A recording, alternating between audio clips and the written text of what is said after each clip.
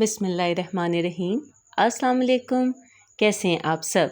तो जी आज हम बनाएंगे बीफ मलाई बोटी रोल पराठा बिना कोयले और सीखों के, और पराठे भी घर पे बनाएंगे। आप चाहें तो फ्रोज़न पराठे भी यूज़ कर सकते हैं।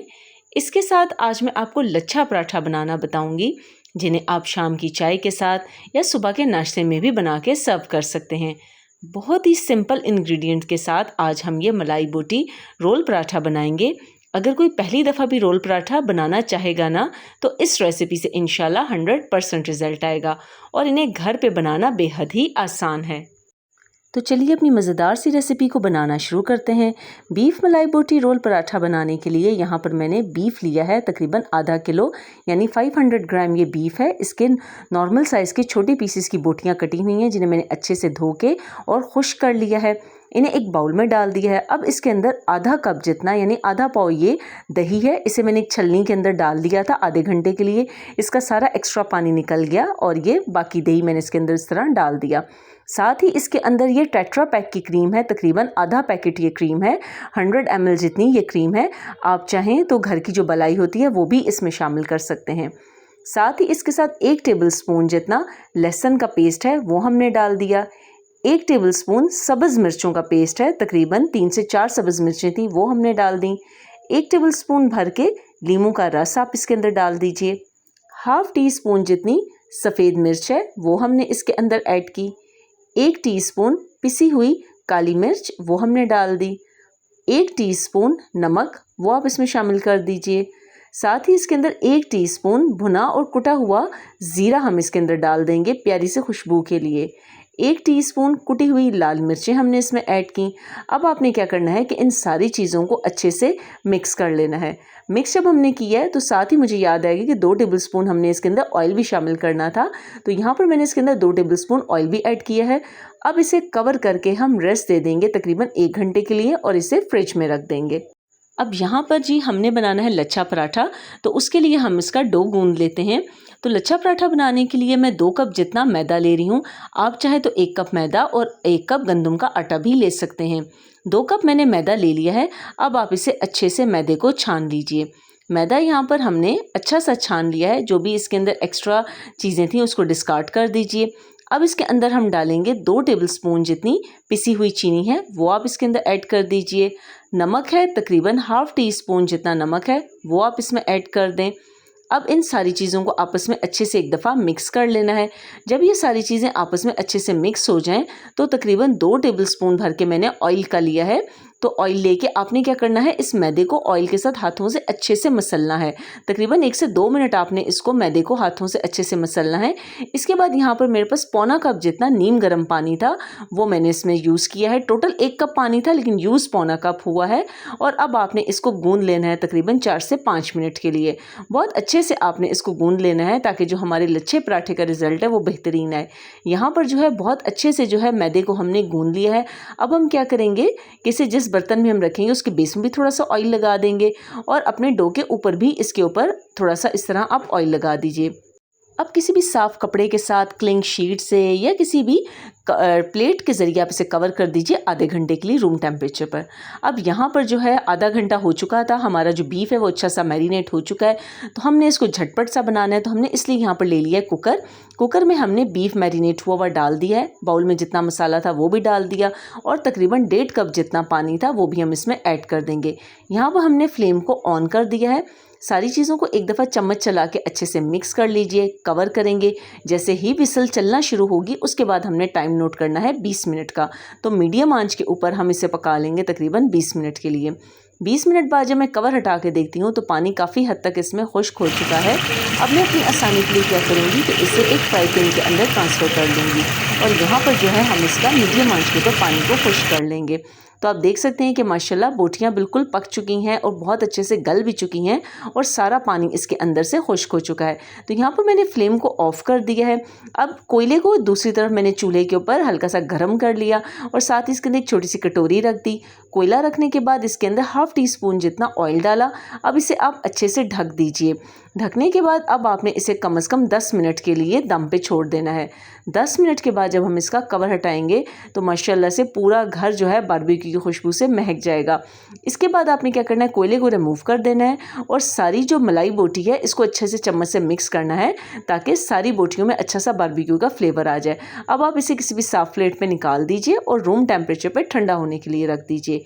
यहाँ पर जी मैदे को जो हमने रेस्ट दिया था बहुत अच्छा सा रेस्ट आ चुका है। आप देख सकते हैं कि मैदा कितने अच्छे तरीके के साथ हमने गूंदा था। अब इसे दोबारा 2 से 3 मुक्की हम देंगे और दोबारा से इसका एक पेड़ा सा बना लेंगे। काउंटर के ऊपर मैदा डस्ट करेंगे। अब आपने क्या करना है, हमने 2 कप मैदा से 4 लच्छे वाले पराठे बनाने हैं। तो आपने इक्वल पोर्शन में आपने क्या करना है कि इसे 4 हिस्सों में डिवाइड कर लेना है। अब 4 हिस्सों में हमने इसको डिवाइड करके अब इसके सिंपल जैसे पेड़े बनाते हैं ना रोटी के, वैसे आपने इसके पेड़े बना के इसको ढक के साइड पे रख देना है। पेड़े तो हमने बना लिए हैं। अब हम क्या करेंगे कि हमने लच्छा पराठा का पेड़ा बनाना है। तो उसके लिए हम क्या करेंगे, सबसे पहला जो हमने पेड़ा बनाया था हम वो उठाएंगे और थोड़ा थोड़ा सा खुश्का इसको लगाते जाएंगे और एक बड़ी सी रोटी की तरह इसको बेल लेंगे। अब इसमें तकरीबन 1 लेवल चम्मच करके टेबल स्पून जितना घी है वो मैंने डाला। अच्छी तरह पूरी इस रोटी के ऊपर मैंने फैला दिया। अब इसका लच्छा पराठा बनाने के लिए हम क्या करेंगे कि इसके ऊपर थोड़ा सा खुश्का हाथों की मदद से हर तरफ स्प्रिंकल कर देंगे। आप अपनी मर्जी से जिस तरीके से भी घर में आप पराठे बनाते हैं आप उस तरीके से भी पराठों को शेप दे सकते हैं। मैं बहुत ही सिंपल और आसान तरीकों से शेप दे रही हूँ। आप देख सकते हैं इस आसान तरीके से ज़्यादा और कोई आसान तरीका नहीं है लच्छा पराठा बनाने की। तो इसी तरह एक एक करके मैंने सारे जो है पराठों के पेड़े बना लिए हैं और इस तरह इन्हें आप कवर करके आधे घंटे के लिए दोबारा रेस्ट दे दें। रेस्ट ज़रूर दीजिएगा, इससे पराठे बहुत अच्छे बनते हैं। अब यहाँ पर हम इसकी बहुत अच्छी सी सॉस बनाने लगे हैं, यानी इसके अंदर जो हम फिलिंग करेंगे सॉस की वो। तो इसके लिए 1 कप जितनी मेयोनीज़ मैंने ले ली है, साथ ही 2 टेबल स्पून जितनी ये मेरे पास क्रीम है, आप चाहे तो फ्रेश क्रीम भी ले सकते हैं। 2 टेबल स्पून दही है, इसे भी मैंने छलनी के अंदर डाल लिया था, उसका एक्स्ट्रा पानी सारा निकाल लिया है। दही, मेयोनीज़ और क्रीम हमने इसमें ऐड की है। अब इसमें 1 टीस्पून जितना लहसुन का पाउडर हम ऐड करेंगे।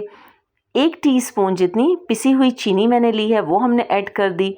1 टीस्पून कुटी हुई लाल मिर्चें, 1/4 टीस्पून नमक। अब इन सारी चीज़ों को डाल के आपने अच्छे से इस सॉस को मिक्स कर लेना है। ये बहुत ज़बरदस्त सी मायो ड्रेसिंग बनके तैयार हो जाती है।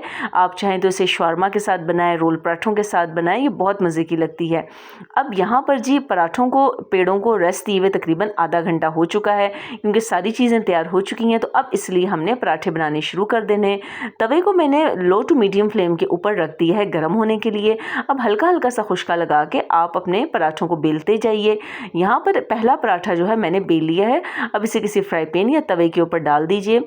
जब पराठे की बैक साइड से हल्के हल्के से बबल आना शुरू हो जाएं तो हम इसके ऊपर तब तकरीबन 1 टेबलस्पून भर के घी का डालेंगे और लो टू मीडियम फ्लेम के दरमियान में हमने इसे हिला हिला के पराठे को अच्छे से पका लेना है।